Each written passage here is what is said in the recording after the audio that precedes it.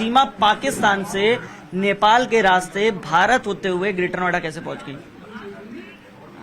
मैं पाकिस्तान से जहाज से आई थी। फ्लाइट थी मेरी, फ्लाइट दुबई की, कनेक्टेड फ्लाइट थी। दुबई से काठमांडू। तो वहीं से फिर वेन पकड़ी पोखरा। पोखरा से मैंने बस करके दिल्ली की कराई। 15,000 में हमारी 3 सीट बुक हुई, नेपाली 15,000। वहाँ से दिल्ली की मैंने बुक करी, तो दिल्ली से रास्ते में उन्होंने मुझे उतार दिया। वहां जब बॉर्डर पे थी आप तो क्या क्या पूछा गया, क्या क्या जानने की कोशिश की, या जो वहां पे मिलिट्री थी, जो सिक्योरिटी फोर्सेस थी, वो क्या जानने की कोशिश की आपसे? पूछा आपसे, कोई बातचीत हुई? एक ही आया था, ज्यादा नहीं आया। मतलब नेपालियों ने तो मुझसे पूछा ही नहीं, मुझसे बात ही ना करी। जब नेपाल बॉर्डर क्रॉस कर रहे थे ना, तो उन्होंने मुझसे बात भी ना करी। मतलब ऐसा, जब बॉर्डर आने से पहले जो बस का कंडक्टर था उसने हमारे नाम लिख दिए थे कि सीमा, मेरे बच्चों का। आपने अपने बच्चों के नाम क्या बताए थे? जो हिंदू धर्म है, प्रेम का, राज, परी और मुन्नी। मैंने अपना सीमा और इनका सचिन पति का बताया था।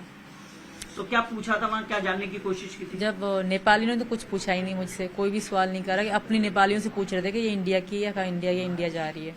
तो इंडिया का एक ही पुलिस ऑफिसर आया था, ओनली एक ही आया था। तो सब अच्छा, बहुत अच्छा था वो।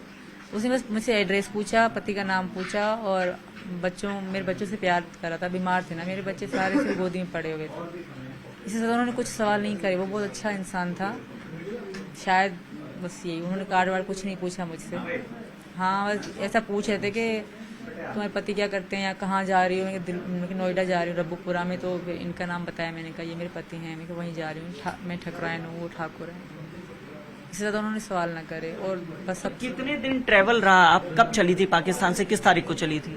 मैं 10 मई 4 बजे चली थी। 10 मई 4 बजे। और फिर यहाँ आई है 13 तारीख को, यानी 3 दिन लगातार सफर रहा है। जी सर। तो पहले यहाँ से दुबई गई, दुबई में तो आपके पति भी थे ना? वो तो सऊदीया में है, पर मैं दुबई में थी। दुबई में मेरा फ्लाइट। इस दौरान 3 दिनों में कोई बातचीत हुई पति से? ना, इन दिनों में नहीं हुई। मैं उधर एयरपोर्ट के अंदर ही थी। एयरपोर्ट से बाहर हम गए ना, कनेक्टेड फ्लाइट थी ना, एयरपोर्ट से बाहर आउट नहीं जाने देते। तो वहीं से दूसरे जहाज में बिठा दिया।